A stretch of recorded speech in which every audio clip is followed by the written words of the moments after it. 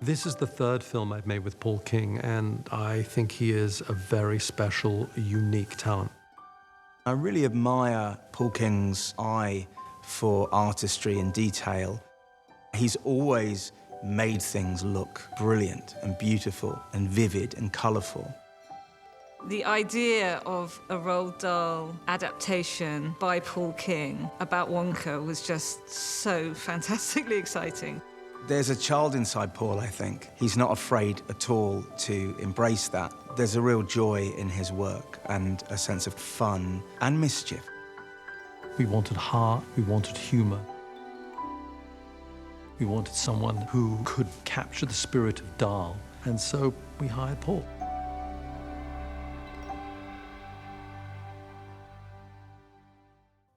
We were incredibly fortunate that it was the first time the Dahl estate, his children and grandchildren, had given permission for anything outside the actual books to be told as a story. So it was very nerve-wracking to be treading in these enormous shoes of, you know, one of the greatest storytellers of all time. I felt incredibly honored they let me have a go. For Paul to have the opportunity to do that on a story that didn't exist yet, to be filling in the gaps, he just brought Paul King to Roald Dahl in a way that I think is a very special thing. I really wanted this movie to be able to sit as a companion piece to the original movie.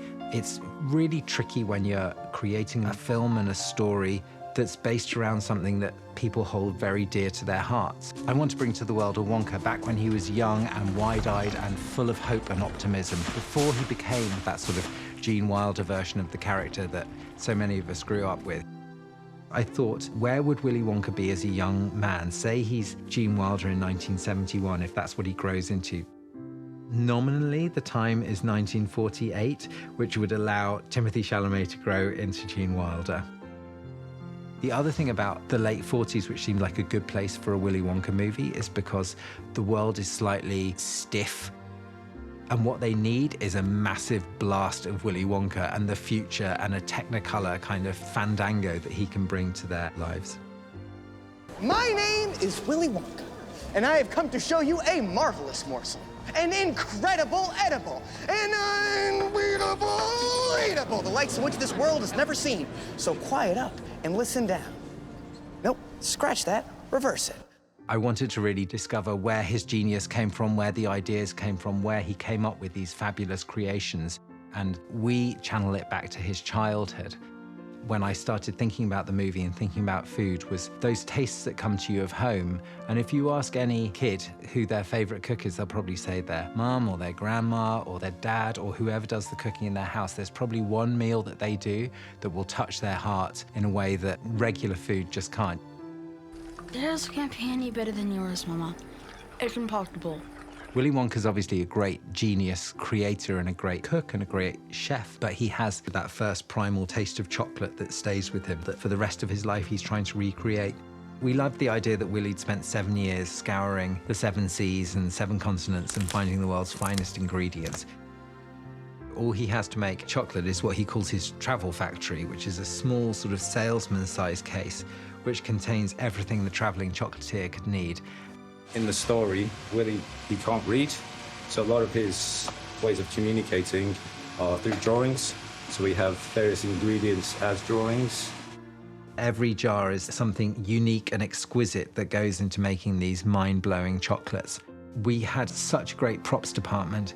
Everything that you see in the case is real, it's all on screen, there's no jiggery-pokery, and it's just so beautiful.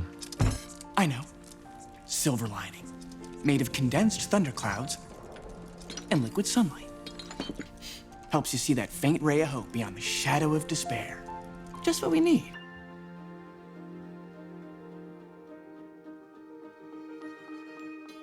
Willy Wonka is a sort of strange, nebulous, unknowable character. You don't want him to feel like just another guy in a movie. He's got to feel slightly magical and slightly unhinged and unnerving, but at the same time be the emotional heart of the movie. And it's a very delicate, fine line.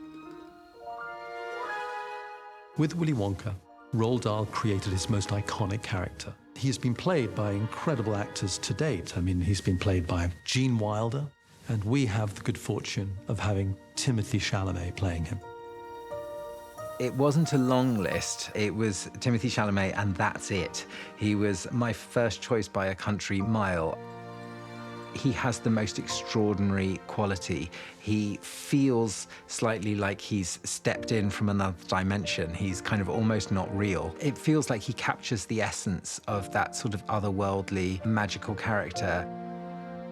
The way he carries himself, he's got an innate elegance and an innate speed. He's got a brain that goes off like fireworks, which is very suitable for Wonka, because Wonka's pa-cham, pa-cham, you're plugged in wired. Let's go, yes, anything's possible, let's make things happen. Willy Wonka, he's one of these people who seems to have this outlook on life like there must be an answer or the problem wouldn't have presented itself. That's how he seems to see the world. I think that that's a really good hero for children to have. And that's something that Paul and Simon have infused into the character of Willy that I think is really exciting.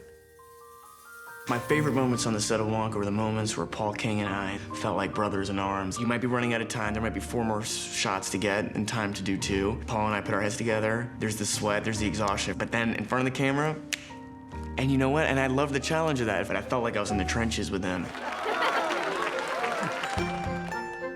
I just felt blessed to be able to assemble this cast, and there were so many extraordinary people who were prepared to come and work with me. It felt like every time I asked whether somebody would be willing to do it, they said yes. I felt like the kid in the candy store. Well done. Lovely. So much of what Paul's created, it's not from the source material. It's from his imagination. Or him saying, well, I know there's this name of this character who happened to be in the Gene Wilder film, like Lex Slugworth, or Prodnose and Pricklegruber, who are in the books.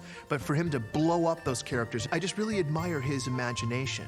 It's just lovely how this script feels like even the characters that didn't exist feel like they could have been written by Roald Dahl, and even down to their names, Abacus Crunch. They feel like they've always been part of that universe. One of the things that was most fun for me was trying to create these really memorable villains. And we have 2 of our villains are called Scrubbit and Bleacher, and they're played by Olivia Colman and Tom Davis, and they're the most delicious grotesques. Yeah, just a second, officer! You're working with people who are at the very top of their game in every aspect. I think everyone's really, really humbled to be a part of this, to bring this story to life. I was like a little schoolboy when it would be me and Olivia Colman. How can we help you, officer? Because she is incredible. She does vile for probably one of the nicest people I've ever been blessed enough to meet in my whole life. Olivia Colman plays nasty like no one else. And you! Take them dungarees off you peasant!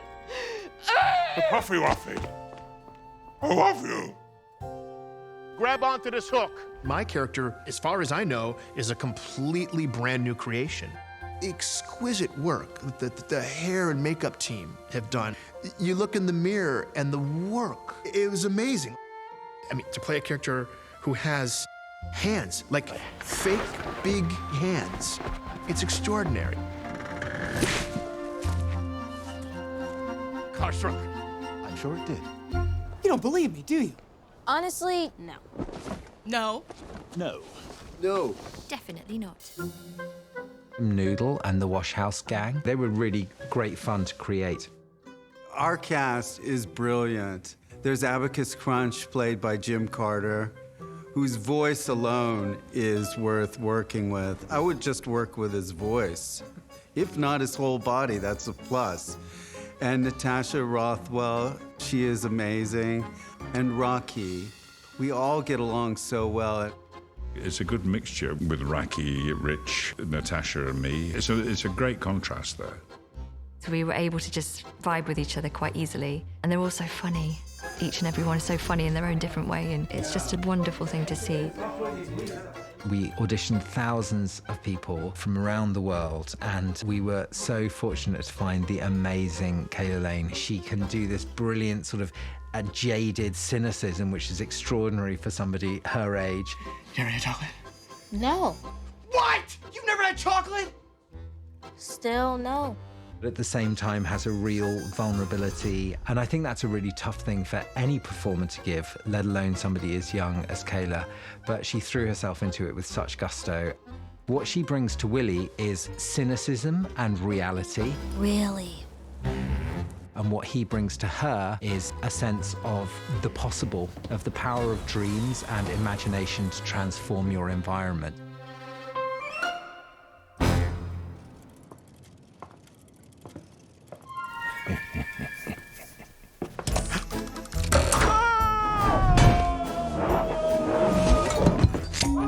Gotcha! I don't think it would be a Willy Wonka film unless there were Oompa Loompas. It felt like they had to be there. But I was interested in the idea of the Oompa Loompa following Willy rather than Willy tracking down the Oompa Loompas. When I think of Oompa Loompa, I think of bright green hair, orange skin, and ridiculous dancing. And it felt those were the key qualities. Dahl describes them as shorter than your knee, and that's obviously something that we can create that they couldn't do in the 70s. So I felt like I was sort of trying to take that initial vision of the Oompa Loompa and maybe do it how they would do it now. We would try to think of somebody who could be very superior and judgmental and mean and cruel and very funny at the same time, and Hugh Grant was the only person to play it. What is it? And it was a joy to get to meet him, to get to work with him. And also, I was fortunate enough to be able to go to the monitor in between takes, and I could see what he was doing, and then could adjust on the takes after, and we got really lucky. Oompa Loompas do not negotiate. Good day, sir. But that's my last jar! I said good day.